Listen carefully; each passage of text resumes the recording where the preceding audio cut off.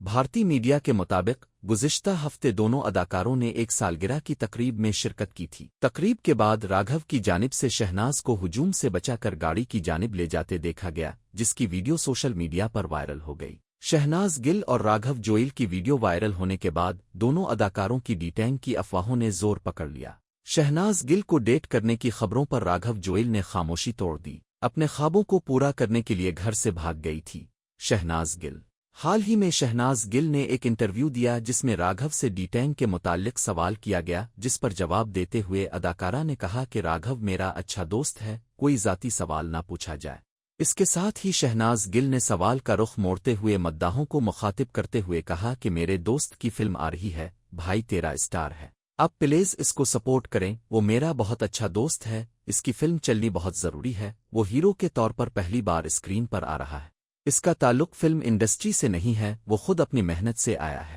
واضح رہے کہ شہناز گل اور راگھو جوئل 2023 میں بننے والی سلمان خان کی فلم کس کا بھائی کس کی جان میں ایک ساتھ نظر آئے تھے۔